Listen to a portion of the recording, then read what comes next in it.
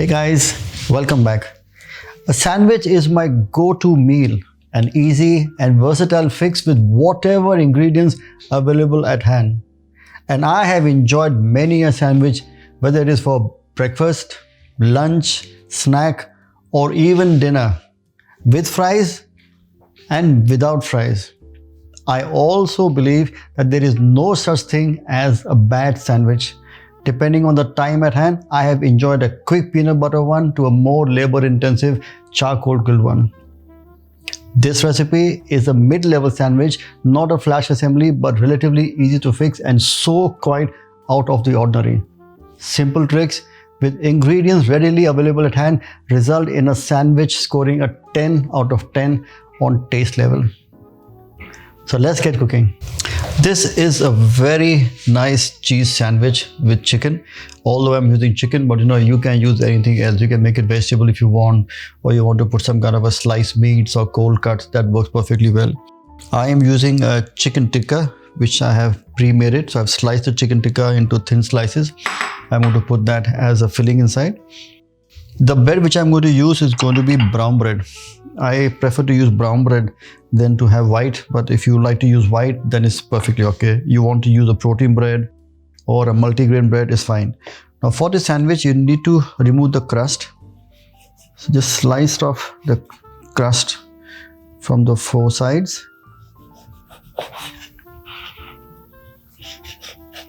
So it's a three bread sandwich. Don't discard them. These come very handy to make breadcrumbs. To clean off my board. And then I've got these cheeses here. I've got mozzarella. Mozzarella gives it a very nice stringy kind of a feel to the sandwich. I've got cheddar, which is grated, and what I'm also going to use in this is burger cheese. I just think burger cheese is fantastic to use, so I'll keep it on the side. But firstly, I'm going to cut the spring onion. So I've got spring onion here. I've got the white part, the green part, they both go inside. Just want to chop up the spring onion. You can use a red onion, it will work well. It will give a nice flavor also. Red onions also give a very nice color. I'm just using green onion right now. When we grew up in India, we used to have a very famous dish called as a chili cheese toast. And I used to just enjoy eating chili cheese toast. The warm cheese with the bread is so Moorish. So there goes in the spring onion. And I've got red chili here. So I've got these red chili which are not really spicy, but they give a nice color onto the dish. So when you eat your sandwich, you get nice little red specks. Now they have the pips in them which have the spicy part. If you don't like it, you can take it off. You can also put probably, if you don't like chilies, you can put maybe red peppers in them. Red peppers, yellow peppers, green peppers, they also work quite well. So I'm just going to chop this up.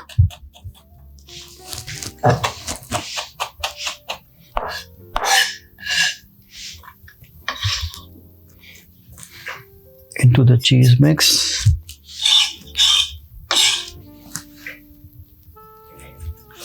And lastly, some fresh coriander.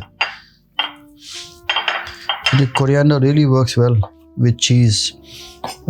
You can use a lemon thyme, or you can use parsley. Even that would work well. I don't think a mint is a good alternative here right now, because the mint does not taste very nice with cheese and chicken when you warm it up in a sandwich. But if that's what you like, that's what you like. Nothing wrong, nothing right. It's all what you feel like eating. Okay, so I've got this done here. And I've been a bit clumsy here, so I'm going to just take off these leaves on my chopping board table here. What I will also put in this is a tiny quantity of soft cheese. I think soft cheese is very nice to add here because it binds the cheeses together. So a good generous amount. You can make this filling and keep it ready in the fridge in advance, and you can use it when you want. You can have it just on its own, or like I said, if you have any vegetables or if you have any cold cuts or meats lying at home, you can also put that. So all you do now is just mix it together to form a nice smooth cheese mix.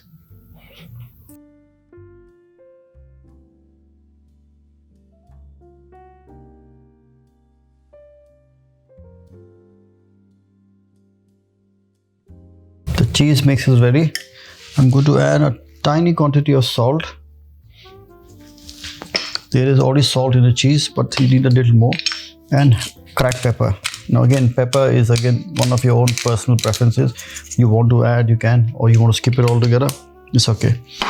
So this is done. My chicken is ready. My bread is ready. And we're going to now layer our sandwich. To layer the sandwich, you put one slice of bread on your board, and you take a large quantity of your cheese filling and just spread it on top of the sandwich.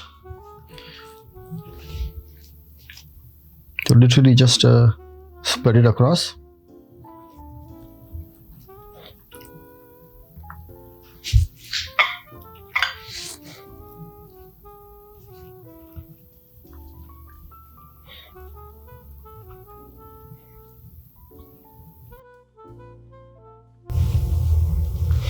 And on top of that, I'm going to now arrange the chicken slices.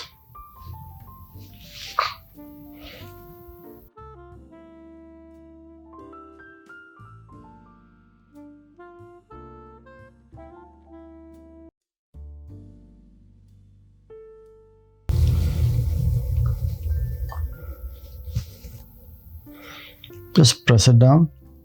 You don't need to butter the bread or anything. There's a lot of moisture will come from the cheese.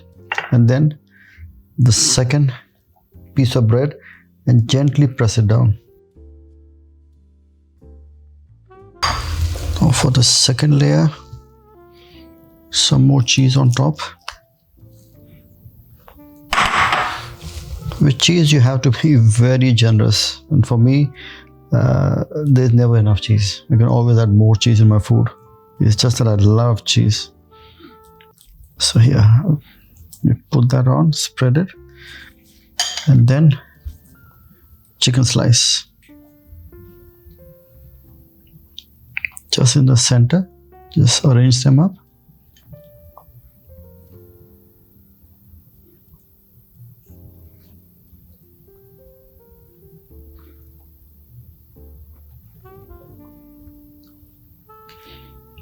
And lastly, I'm going to add the slice of burger cheese.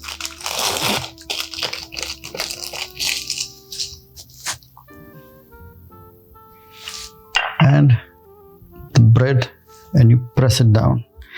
But there is a twist to it. This is quite high. I want to make it quite flat. So I'm going to take a plate, and all I do is I press this down quite firmly. So what I'm doing is I'm flattening the sandwich, and I want to stick it together. So you see, I flatten the sandwich, I stick it all together. And that's why I said you do not need any butter or anything else to bind it. It is all done right here. The plate press trick works extremely well. This is ready, and it's now time to cook the sandwich. We're going to cook the sandwich in a pan.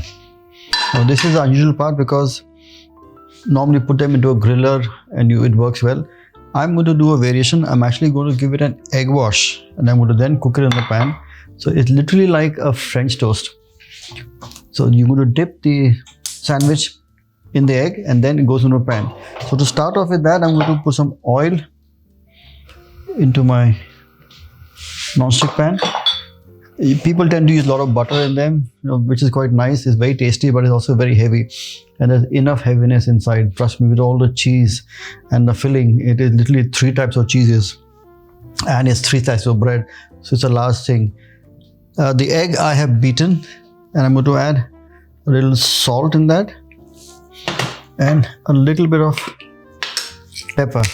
I quite like pepper, so I like to put pepper on the food. Oops. Just stir that up. So we've got that ready, and all I do is I'm going to now dip. I have put a little extra oil, so I'll take some oil out. Yes, I don't need too much oil. I'm going to lower the heat, and I dip my bread or the sandwich in the egg. So what I'm doing it is just like you do a French toast. I'm going to put the egg coating all around. The bread absorbs the egg, and when you cook it, it gives a very nice coating to the bread. Oops, that's okay. The sides, sometimes the sides don't get coated, especially when it's a large bread. And see how much egg has been absorbed. In it goes. To keep it on to a low heat and let the egg gently cook till it's nice and golden. And a little more egg on top. Let the bread absorb all the egg. It will all get cooked. It will not be remaining raw, but it gives a very nice rich feel. So when you bite into the sandwich, it will be nice and gooey inside, lightly crispy on the exterior. It gives a very nice flavor.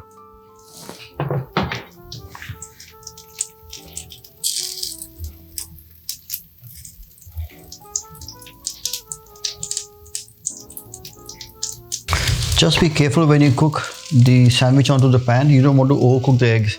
It should just be golden brown and not too dark. Let's have a little look. Yes, I'm going to do the side first. Look at the color. That looks so nice. I'm going to do the side. So sear the side, then the second side. So literally you're coating up all the sides, and the egg is going to cook on all the sides.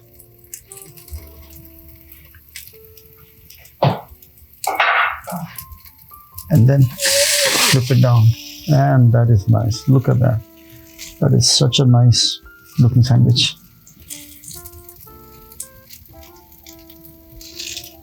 I'm going to now make them stand vertical because I want the sides also to cook through. So on one side, then I flip it over on the second side, and it's done. What I have here is, if you look around here, the color is nice and golden brown and is cooked through. So when I want to cut the sandwich, the cheese should be just about soft, not necessarily melting, but just about soft. So literally going to just flip over each side one more time, and then I'm going to cut the sandwich. There we are. And switch off the heat. So sandwich on the board. And now time to slice my chicken and cheese sandwich. There we have. Look at that. That is absolutely gorgeous. Simple but excellent flavors. So there you have it. My chicken and cheese sandwich with a little twist. Do enjoy it. Do make it at home. And don't forget to leave the comments on the section below. Now I'm going to enjoy it, but the best way to actually eat this sandwich for me is to actually have it with tomato ketchup and some chips. You can't get better than that. It's simple, great food. So bon appetit and happy cooking.